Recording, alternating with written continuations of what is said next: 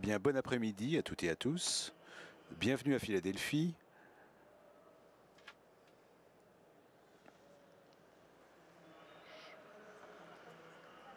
C'est la première fois que je me retrouve sur un grand écran de cette manière.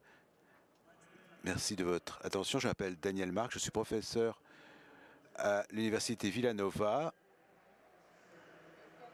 et je suis dans le programme de James Madison à Princeton également pour ensuite repartir à Villanova. Je travaille à la liberté religieuse et à différentes commissions. Merci beaucoup de votre attention cet après-midi. Dans la tradition juive,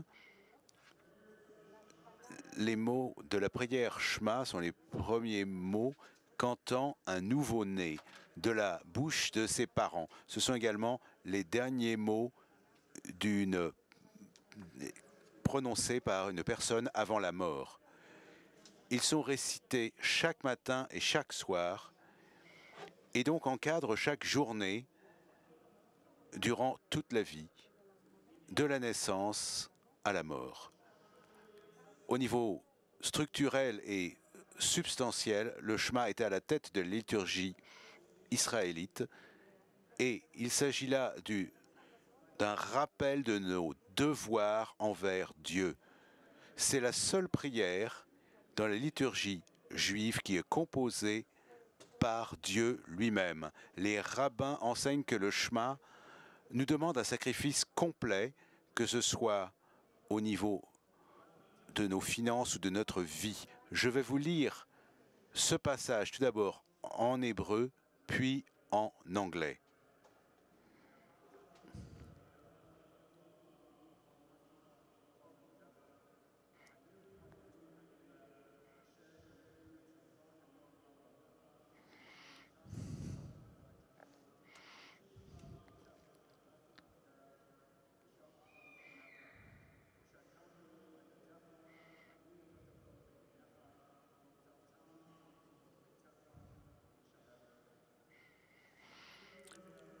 Écoute, ô Israël, le Seigneur est notre Dieu, le Seigneur seul. Il faut aimer le Seigneur avec tout ton cœur, avec tout ton être, avec toute ta force. Que cela soit dans ton cœur et que cela soit appris aux enfants. Récitez-le avec vos enfants lorsque vous vous reposez, lorsque vous êtes debout. Portez-le sur un bras comme un signe et comme un pendant sur votre front. Écris-le sur toutes les portes de nos maisons et de nos portails. Que tes mots soient sur nos lèvres tous les jours et assure-nous que nous puissions aimer autrui de cette manière pour que nous connaissions ton amour également. Aide-nous à aimer autrui comme expression de notre amour pour toi, Seigneur. Donne-nous la possibilité d'enseigner cela à nos enfants dans les paroles du Shema pour que nos familles soient fortement vivantes, pour que nous puissions continuer à t'aimer. Que ton amour soit connu, que notre amour soit connu pour chaque personne et tout particulièrement pour ceux qui sont dans le besoin, pour ceux qui souffrent au niveau physique, émotionnel, financier et spirituel. Alors, laisse-nous t'aimer, Seigneur, avec tout notre cœur, toute notre âme et toute notre force. Tu es notre partenaire pour que nous nous sentions mieux, pour connaître l'amitié, pour aider ceux qui connaissent des difficultés à tous les niveaux. Que tes paroles nous soutiennent. Blesse cette rencontre mondiale des familles. Tu es notre évêque, notre archevêque, notre cardinal et tous ceux qui sont présents ici dans la salle. Qu'ils soient bénis dans nos communautés et dans le monde. Que ce moment, cette occasion renouvelle notre foi, notre vie spirituelle, nos prières et que nous soyons en mesure d'aider autrui dans la famille humaine, que tes mots soient sur nos lèvres, partout où nous soyons, que nous nous reposions ou que nous vaquions à nos activités. Amen.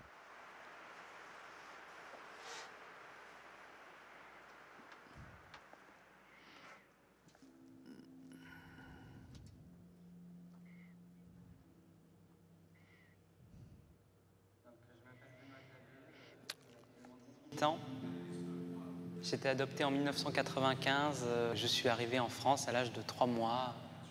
Mais en tout cas, ça s'est bien passé.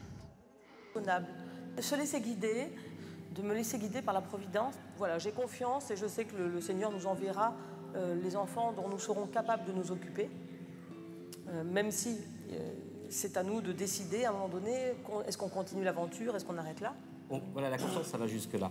Et je pense que c'est peut-être ça que notre monde ne comprend pas. On est dans un monde qui est de plus en plus nomenclaturé, où tout doit être contrôlé, normalisé, programmé, effectivement.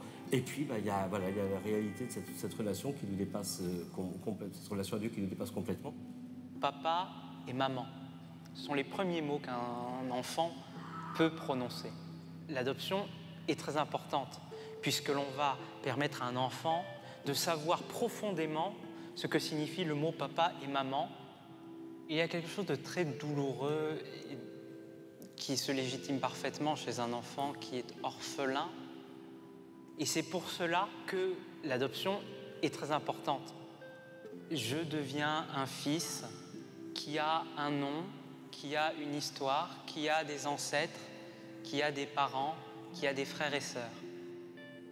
Diego es un niño que fue deseado, que no esperamos que fuera, que naciera con síndrome de Down. Nos causó mucho dolor cuando vimos que traía una discapacidad, porque humanamente duele. Diego.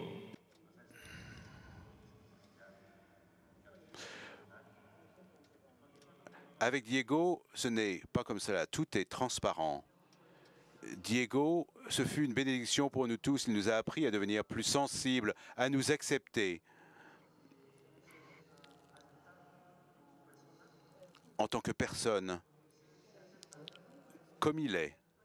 Il nous a appris l'amour dans sa forme la plus pure, parce qu'il a un cœur si pur. Nous pouvons l'aimer de la manière la plus inconditionnelle et nous savons que nous serons toujours à ses côtés. Il nous sourit toujours.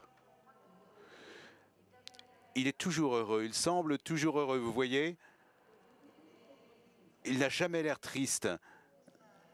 C'est véritablement une bénédiction. Nous l'aimons et il nous aime en retour. C'est véritablement un témoignage de l'amour. Diego, c'est cela pour nous. Cette curiosité amusée et joyeuse dans l'aventure, et ce qui fait qu'aujourd'hui, j'admire mes enfants toujours avec autant d'étonnement. Voilà. Je suis la première étonnée d'être la maman de cette incroyable famille.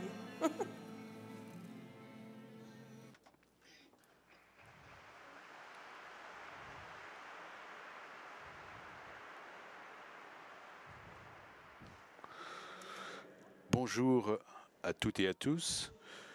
Je suis l'évêque Timothy Seigneur, je suis de Philadelphie, je suis recteur du séminaire Saint-Charles.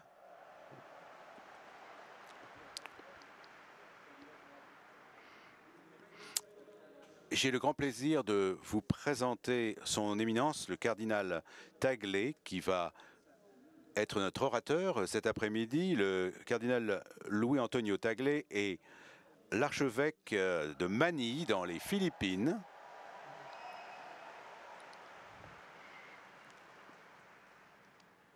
Il a un doctorat en théologie sacrée de l'Université catholique d'Amérique et a été membre de la Commission théologique internationale entre 1997 et 2002. C'est un membre élu du Conseil permanent du Synode des évêques et un membre nommé de 6 dicastères au Vatican, y compris le Conseil pontifical sur la famille.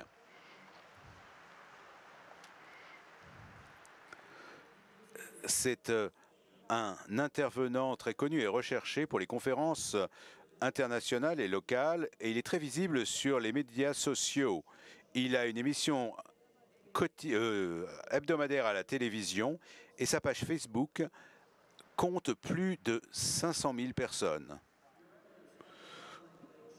Son éminence, le cardinal Tagle, nous avons eu un grand plaisir, une grande joie avec des catholiques venant des Philippines qui sont si dynamiques, qui sont tout à fait enthousiastes envers leur foi. Et c'est une grande joie donc de vous demander d'applaudir son éminence, le cardinal Tagle.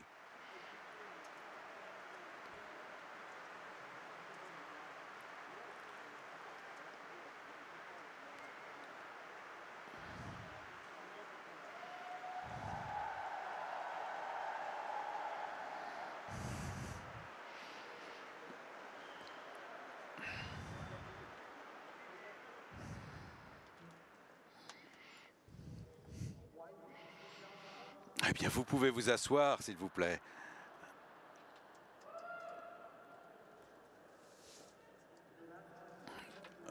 Bon après-midi à toutes et à tous.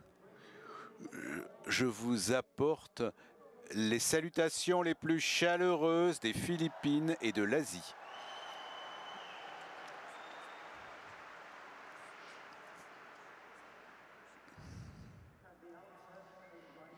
Dès le départ, j'aimerais remercier les organisateurs de la rencontre mondiale des familles, l'archidiocèse, l'archevêque Chaput, le conseil pontifical des familles, l'archevêque Palia, chers amis, et vous tous venus du monde entier pour célébrer le mystère, la vie et la mission de la famille.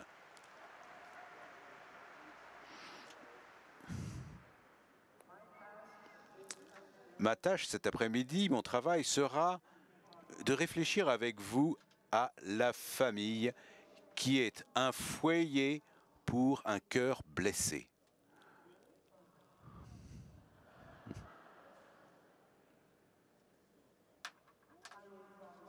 Je vais faire de mon mieux et j'aimerais tout d'abord vous inviter à réfléchir aux différents types de blessures que l'on peut envisager et dont on peut faire l'expérience. Ensuite, nous tournerons vers Jésus avec ses blessures, avec ses souffrances, qui a parlé du ministère de la guérison. Et ensuite, nous parlerons de l'Église, avec des hommes et des femmes qui ont été blessés, qui souffrent, mais qui connaissent également la rédemption par l'intermédiaire de Jésus-Christ, notre Seigneur. Ensuite, j'aimerais vous offrir quelques conseils sur la manière dont, en tant qu'être humain blessé, nous pouvons connaître la guérison au sein de ce grand foyer qu'est l'Église. Puisqu'il s'agit d'une rencontre internationale des familles, j'ai apporté ma propre famille. Mes parents sont là, mon frère et mes cousins sont venus avec moi.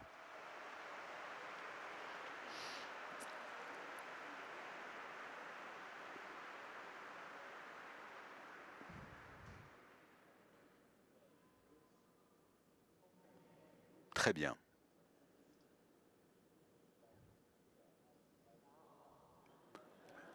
Tant de personnes devant moi.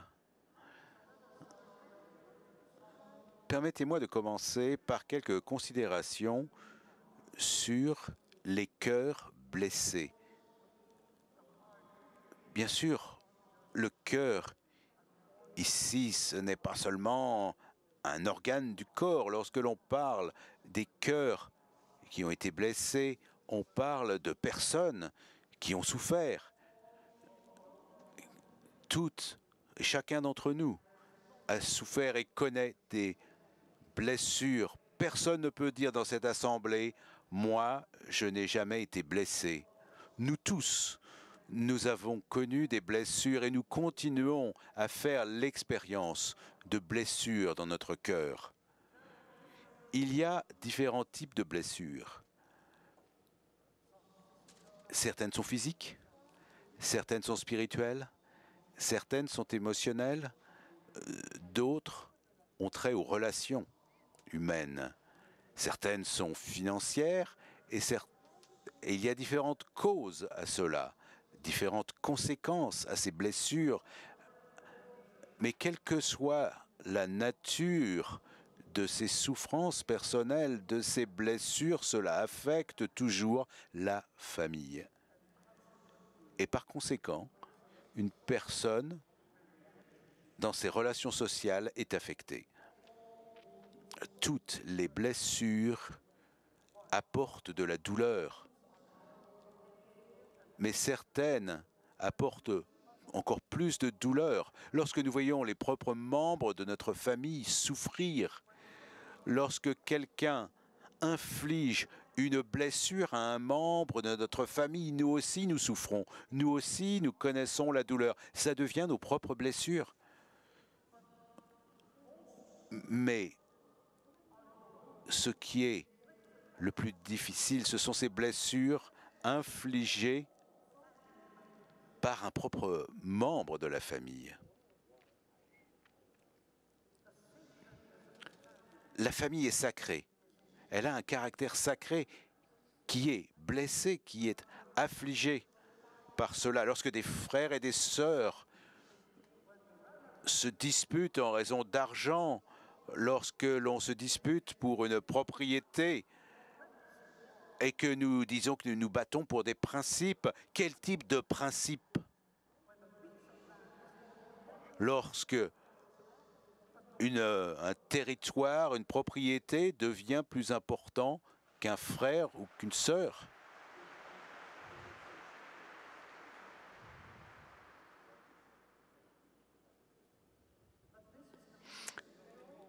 Il s'agit là d'un grand mystère. Mais même lorsque les foyers sont blessés par des blessures infligées, c'est également le foyer qui est un endroit privilégié pour le confort, pour la guérison de ces cœurs qui ont été brisés par ces souffrances. C'est grâce à la famille que l'on peut trouver le réconfort. Les blessures qui affectent nos familles aujourd'hui sont nombreuses, sont immenses, sont profondes.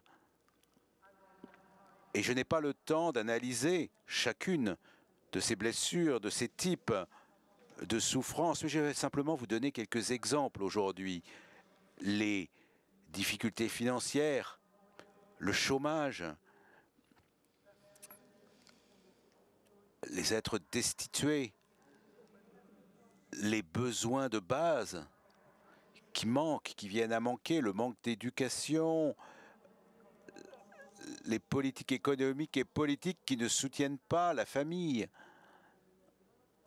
Bien entendu, des relations faillies, l'infidélité, la maladie, les handicaps, les problèmes sociaux, culturels, l'exclusion religieuse,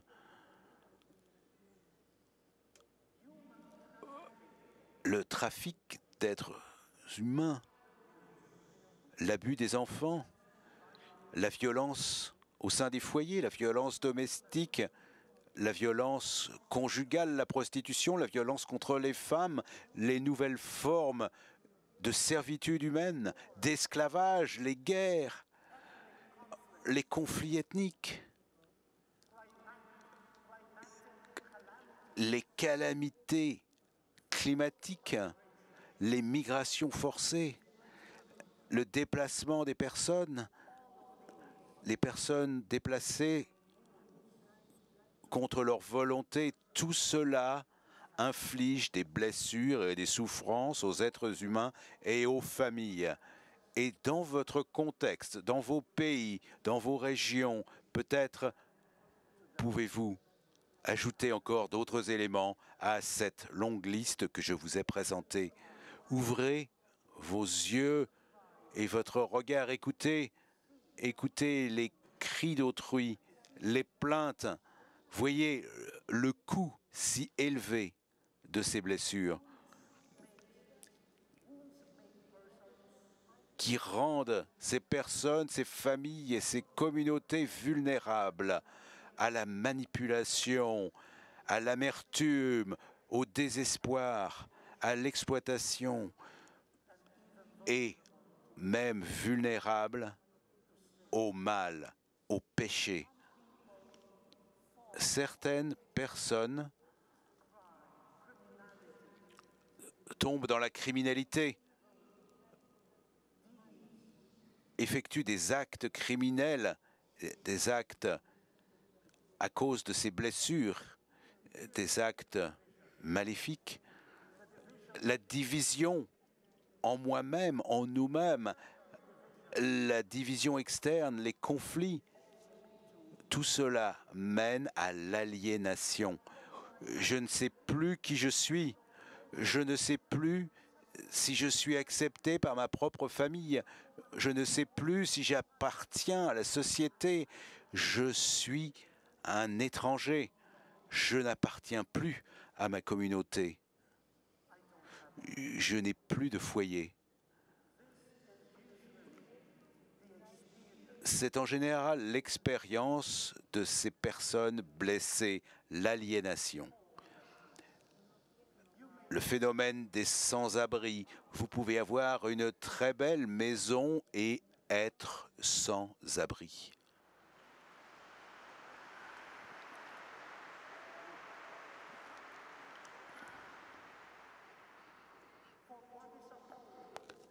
Parce que, qu'est-ce que c'est qu'une maison, qu'un foyer? On ne mesure pas un foyer par le nombre d'hectares de terrain que nous avons autour du bâtiment qui s'appelle la maison sur lequel a été construite la maison. Non, le foyer, c'est un don d'une présence d'amour.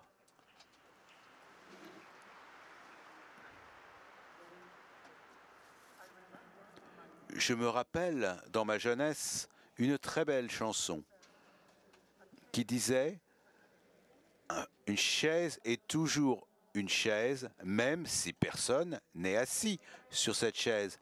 Mais une chaise n'est pas une maison et une maison n'est pas un foyer lorsqu'il n'y a personne pour vous tenir dans les bras.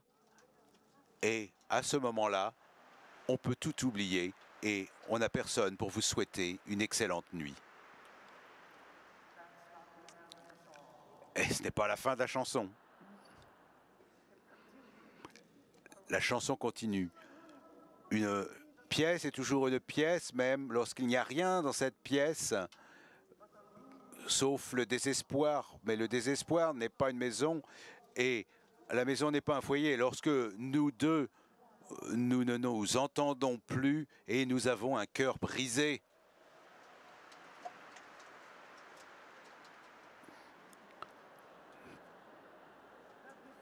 Mais permettez-moi de terminer, parce que moi aussi je vais être blessé. J'appelle ton nom et ton visage apparaît, mais c'est juste un jeu un peu fou lorsqu'il s'achève. Il s'achève dans les pleurs et les sanglots.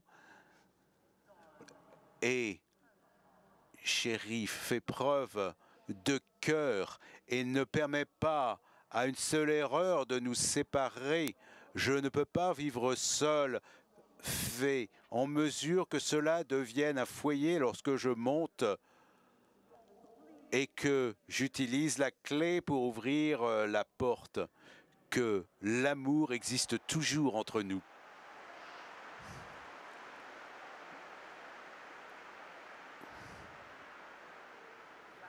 Ça, c'est un foyer.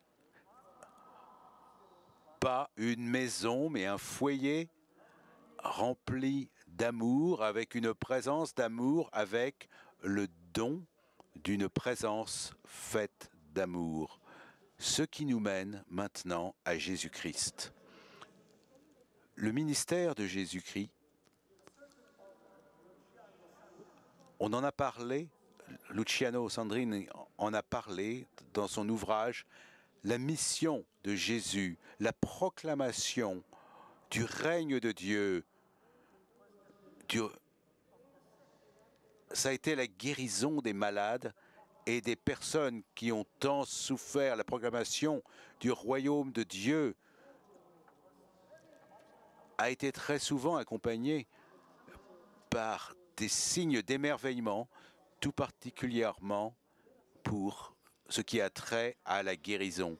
Dans Matthieu 9, vers 34, Jésus a continué sa visite de tous les villages et villes et il a parlé dans les synagogues et il a proclamé une bonne utilisation du royaume de Dieu et il a soigné tous les malades. Et Jésus a dit aux 12 apôtres de faire de même. Dans Matthieu 10, 7, 8, Jésus dit « Quand vous allez annoncer le royaume de Dieu qui est là pour soigner les malades, pour soigner les lépreux et chasser les démons dans le royaume du Seigneur qui se manifeste par cette guérison, par ses soins à autrui, par cette assistance à l'autre, à son prochain, reconstituant les relations, apportant une jeune enfant et lui redonnant la vie pour sa famille.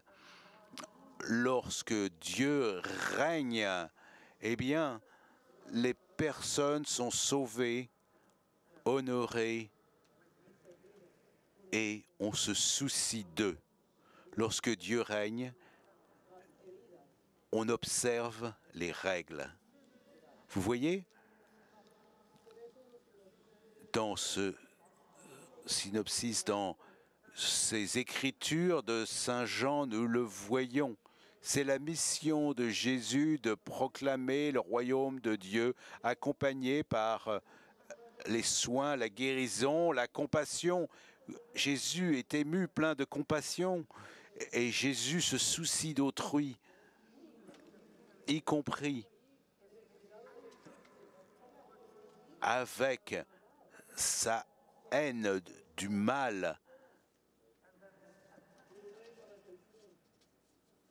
et son attention envers chaque être humain. Ensuite arrive la foi. En général, la personne guérie manifeste une grande foi en Jésus. Mais à la fin, Jésus leur dira de rester tranquille. L'humilité de Jésus, l'humilité de celui qui soigne. Celui qui soigne dira, tiens, tu vois ce bonhomme, il était malade avant et maintenant il marche grâce à moi, que je sois loué. Mais non, c'est pas comme ça. Le soignant vient pour proclamer le royaume de Dieu, non pas lui-même ou elle-même.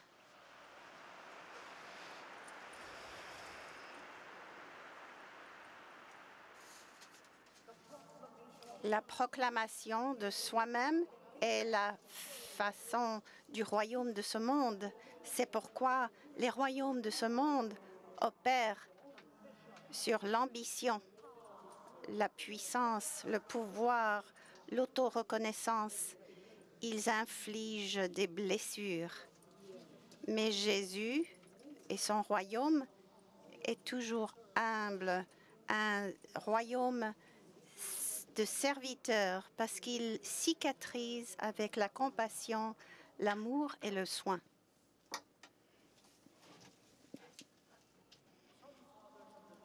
Certains pères de l'Église ont souligné que dans la parabole du bon samaritain, Jésus parlait de lui-même. Certains qui étaient attentifs à ceux qui mouraient sur la rue, ça c'est Jésus. Il parlait vraiment de lui-même. Et nous pouvons tomber d'accord que oui, en effet, il est le bon samaritain. Chacun et chacune qui est blessé, même si c'est un étranger, même un ennemi, j'aimerais et je prendrai soin de lui ou d'elle.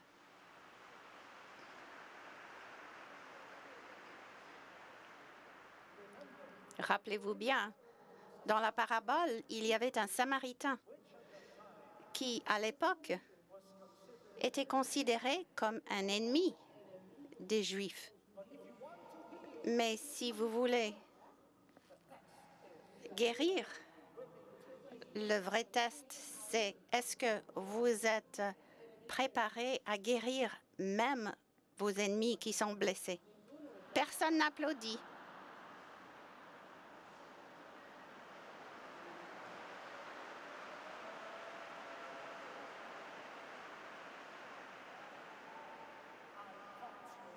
Je vous ai attrapé. Mais Jésus s'arrête et guérit même ceux qui ont à l'esprit sa destruction. Vous vous rappelez comment Jean 13, il a lavé les pieds de ses disciples, y inclut ceux qui avaient l'intention de faire la trahison contre lui. Vous guérissez même vos ennemis. Pourquoi? Demanderez-vous pourquoi? C'est la façon du royaume de Dieu, très différent des façons de notre monde d'aujourd'hui. Nous savons tous fort bien, nous connaissons les paraboles en Dieu 15 sur les objets ou les personnes perdues, les moutons perdus, le fils perdu et la monnaie perdue. Tous se perdent. Mais les trois paraboles finissent avec la joie, avec des fêtes. Pourquoi? Parce que les perdus sont retrouvés au foyer. Ils reviennent chez eux.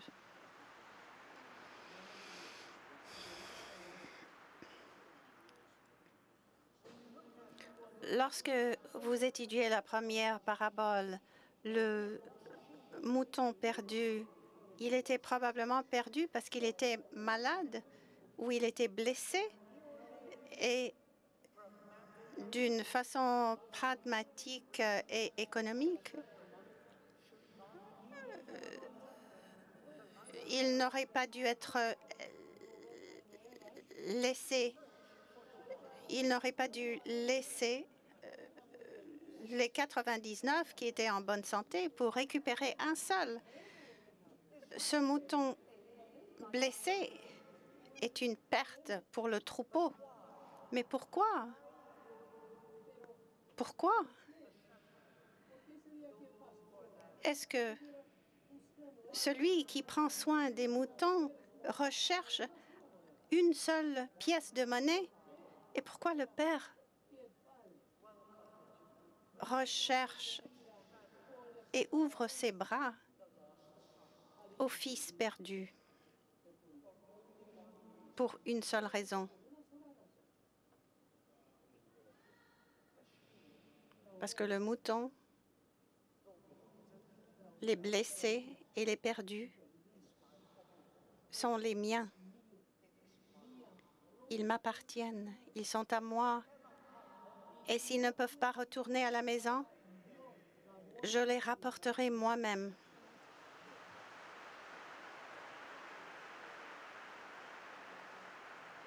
tout comme le berger rapporte ce mouton.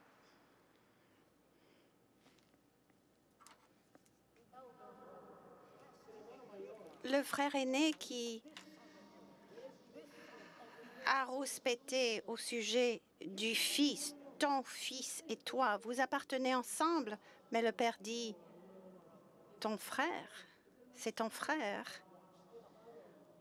Le père veut que ce soit le foyer qui soit en son entièreté. Il ne peut pas être un foyer si le frère blessé ne rentre pas à la maison et n'est pas accepté. Il n'y a aucune autre raison que le fait que tu es à moi et mon foyer ne sera pas complet sans toi. Tu ne peux pas rentrer à la maison tout seul. Je t'emmènerai moi-même.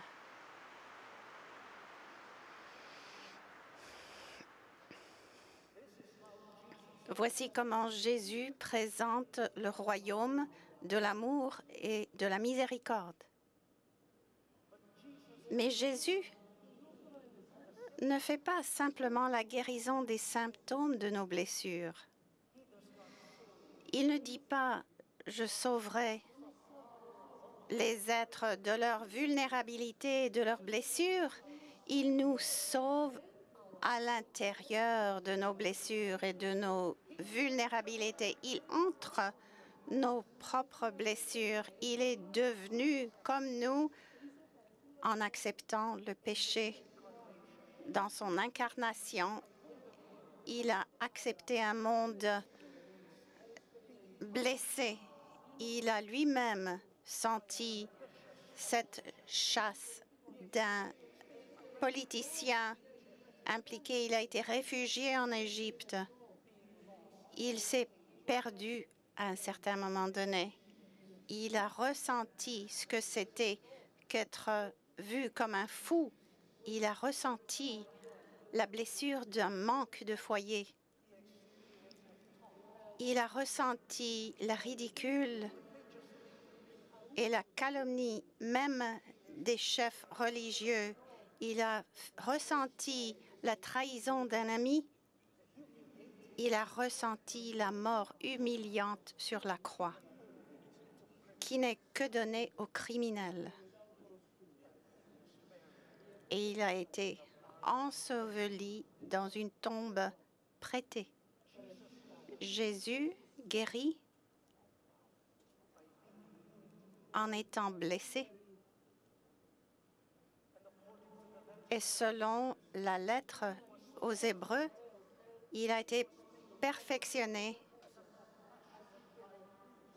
comme prêtre avec compassion, comme prêtre frère, parce qu'il a été tenté de toutes les façons dont nous le sommes nous-mêmes dans le péché. Il connaît nos blessures et il les transfère dans un triomphe de l'amour. C'est pourquoi même le Christ résurrecté avait la marque des blessures.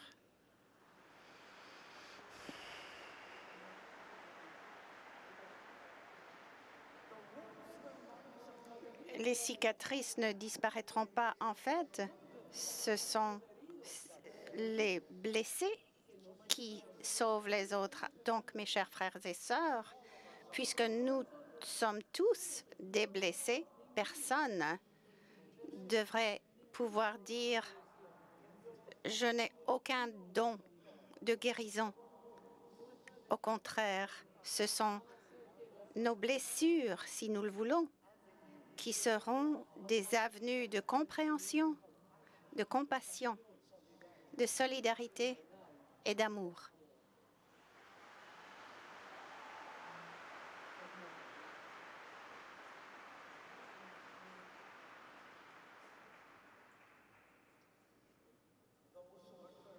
Ceux qui ont soif, venez. Venez prendre de l'eau.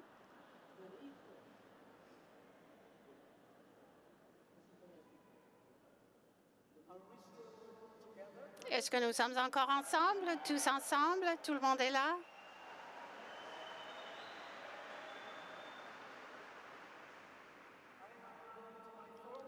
Et maintenant, j'en viens au troisième point. j'ai fini à moitié.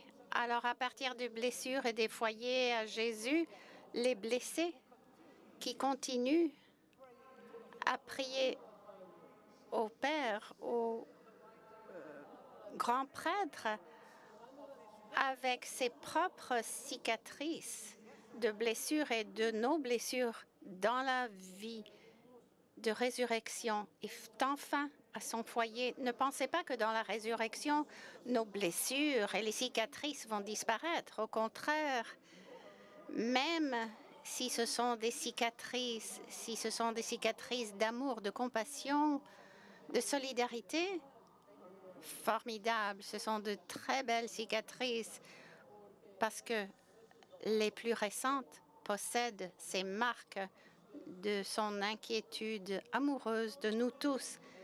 Et maintenant, nous en arrivons à l'Église, le foyer pour les cœurs blessés. Par Église, nous voulons dire le corps de Christ qui est présent dans toute congrégation locale, comme les paroisses, comme le diocèse, comme votre autre ou société religieuse de vie apostolique, et surtout la famille, le foyer, l'église domestique, l'église à l'intérieur de la famille. Étant le corps de Dieu, l'Église partage la mission de Dieu à proclamer le règne de Dieu à travers la guérison, la solidarité, la compassion. Saint Paul dit dans sa première lettre aux Corinthiens, « Si un seul membre souffre, nous souffrons tous avec lui. Si un membre est honoré, tous les membres partagent cette joie. » L'Église des membres blessés devient une Église de solidarité et de compassion, en unité les uns les autres, non seulement dans la gloire, mais aussi et surtout dans les blessures. Chers parents, lorsque votre enfant, votre fils ou fille finira à l'école avec honneur, j'écoute toujours les remarques des parents alors qu'ils reçoivent leur diplôme. Avec des larmes aux yeux, ils diront « Oh, mon petit garçon, oh, ma petite fille ». Mais lorsque l'enfant n'arrive pas à finir ses études et qu'il doit répéter l'année ou le cours, un parent s'adressera à son époux, son épouse, et lui dira « C'est ton fils, c'est ta fille.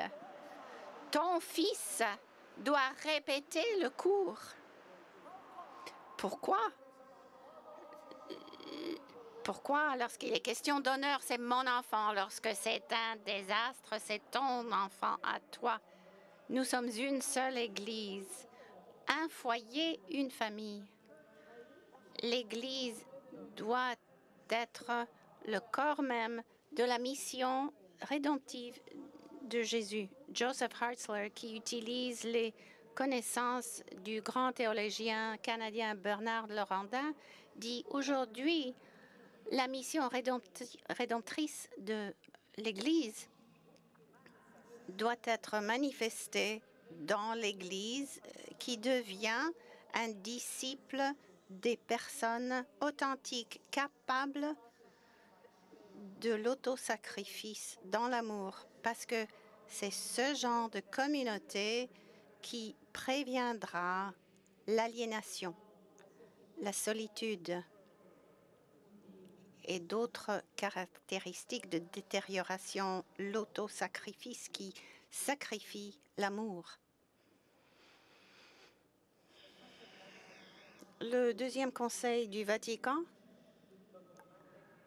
à Lumen Gentium dit que l'Église est le sacrement le signe et l'instrument de l'union intime entre Dieu et l'humanité et des êtres humains entre eux-mêmes.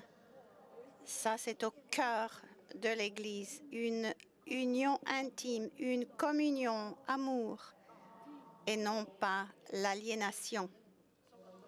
Donc, au cœur même de l'identité de l'Église existe sa mission. Vous n'êtes pas pour aliéner davantage. Vous êtes là pour guérir, unir et réconcilier.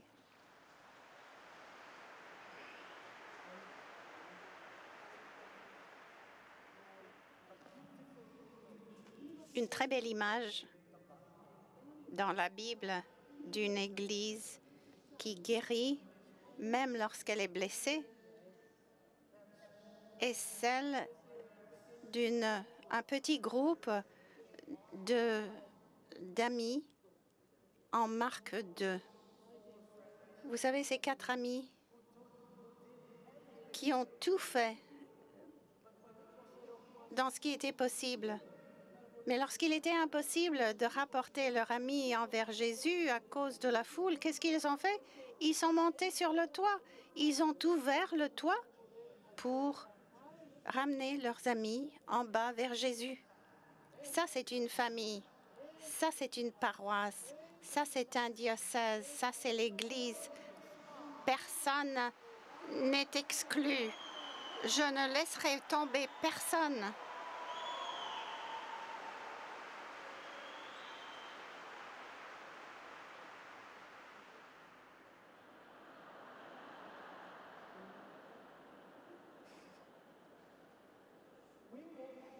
Nous n'allons pas laisser tomber, nous n'allons pas abandonner les gens de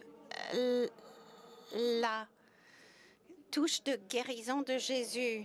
Dans les mots de Maria Catalda, l'Église ouvre les portes de la guérison et elle ouvre les toits aussi pour apporter les gens à Jésus. Permettez-moi maintenant d'en arriver à la dernière partie de mon discours. Il existe des sentiers que nous pouvons prendre pour promouvoir la mission rédemptrice de Dieu, pour inaugurer le royaume de Dieu à l'intérieur de l'Église comme foyer des blessés. D'abord, nous devons réaliser que toute guérison provient de Dieu. C'est l'initiative même de Dieu. Deuxièmement, la guérison se situe le mieux dans une communauté telle que la famille, la paroisse, l'école, les amis. Sans oublier la collaboration du blessé même. Il ou elle doit aussi être courageux et prendre ce sentier vers la guérison, la conversion. N'oublions pas les aspects de sacrements tels le baptême, l'Euchariste, les sacrements du pardon, la réconciliation, de bénir les malades, la dimension éthique. Joseph Kelly propose des pratiques basées sur l'image de l'Église en tant qu'hôpital dans le champ. Une image qui est très chère au pape François. Veuillez prendre des notes, comme je vois certains de vous l'ont fait.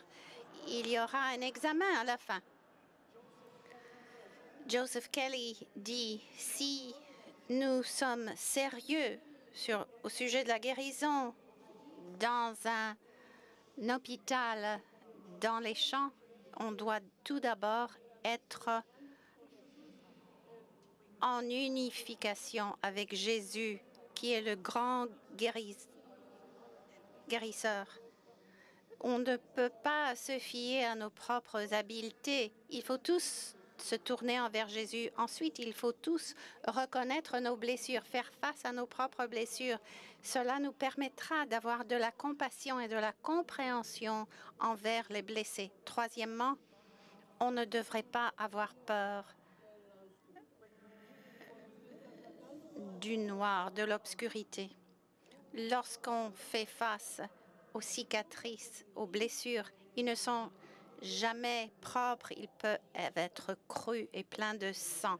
Il faut être prêt à entrer ce monde obscur. Quatrièmement, il faut accepter que l'Église est un hôpital dans les champs. Il faut être prêt à répondre dans des cas d'urgence. Il faut pouvoir avoir des réponses créatrices, être agile et souple. Cinquièmement, on doit infuser ces hôpitaux avec de l'espoir. On ne peut pas être des guérisseurs si on regarde d'une façon désespérée. Oh, je ne sais pas quoi faire. Comment est-ce que ces visages pâles peuvent être guéris? Je ne sais pas. Il faut avoir confiance en la guérison. Souriez, je vous prie.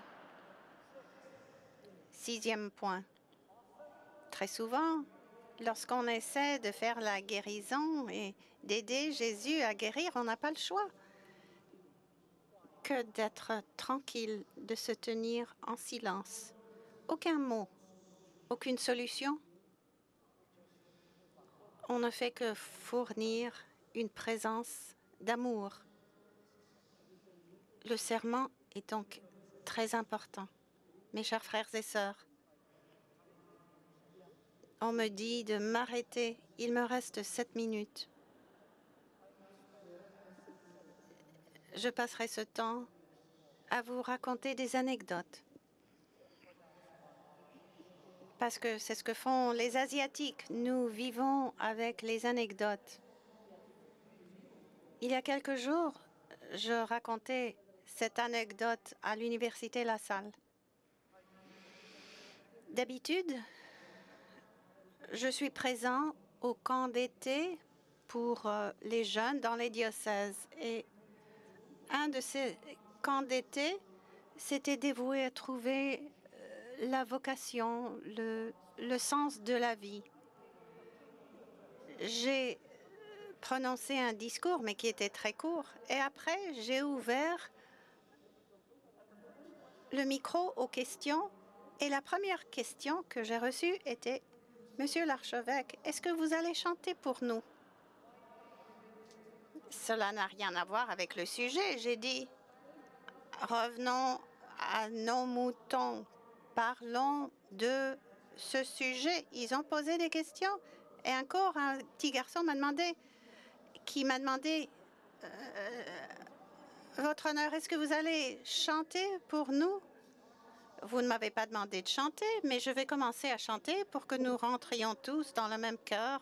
Ensuite, les jeunes sont arrivés de façon philippinaise. Ils ont demandé d'avoir une photo avec moi. Ils ont demandé des autographes, des bénédictions. Ils m'ont demandé même de signer sur ma chemise. Monsieur l'archevêque, voulez-vous signer ici? Non, non, non, je ne signerai pas là. Tournez-vous, tournez-vous. Je signerai sur le dos, pas sur le devant. Mais je pensais, qu'est-ce qu'il pense de moi? Est-ce que je suis un chanteur? Est-ce que je suis un rockstar? Est-ce que je suis archevêque? La réponse est arrivée une année plus tard, dans un autre camp de jeunesse. Un jeune garçon m'a demandé l'année dernière, j'avais mon chemisier qui a été signé par vous. Je lui ai dit, oui, oui, je m'en rappelle bien.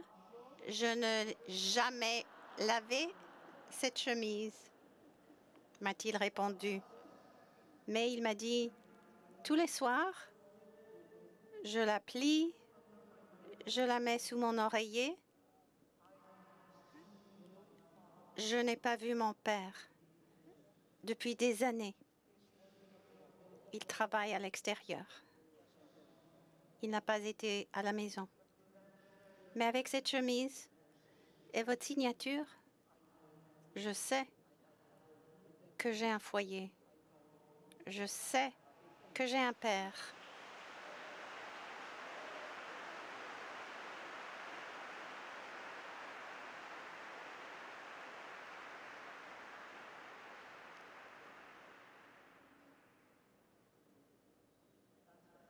Merci.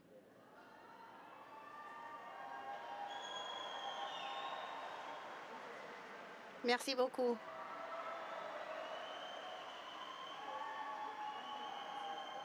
Merci beaucoup.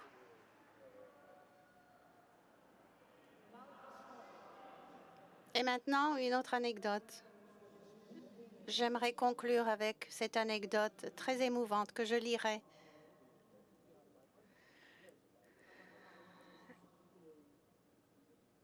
D'une histoire qui a été soumise par une jeune fille, une réfugiée.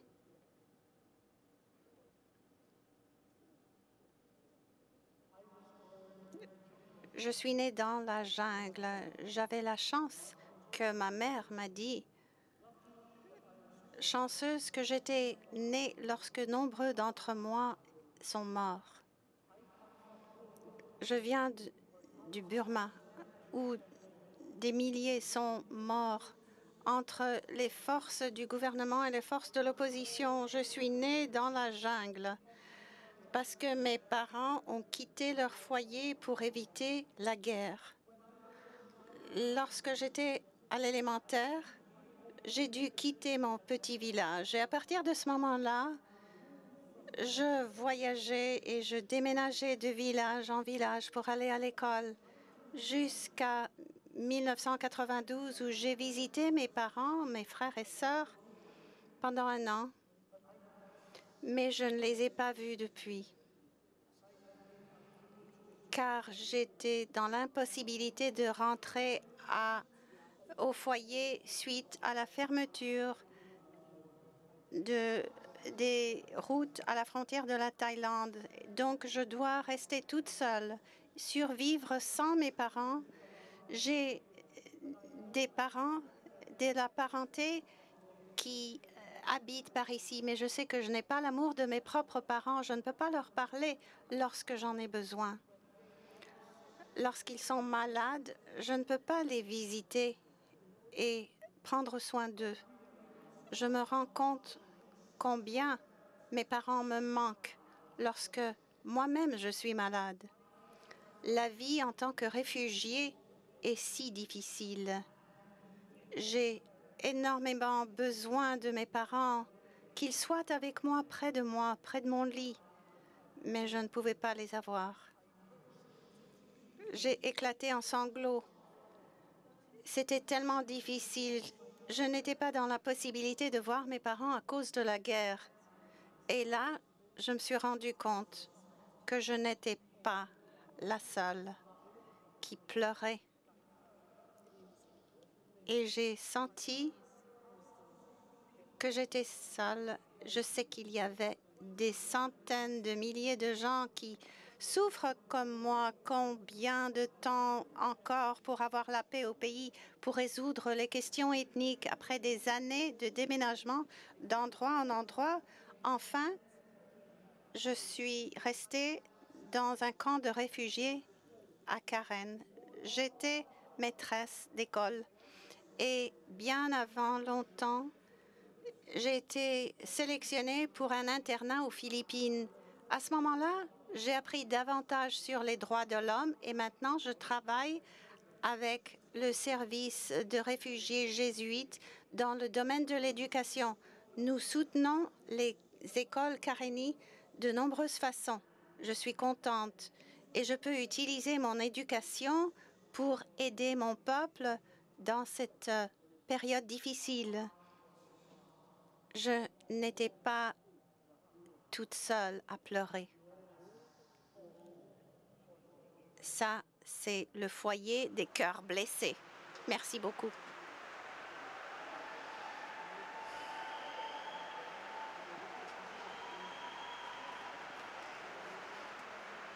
Merci beaucoup.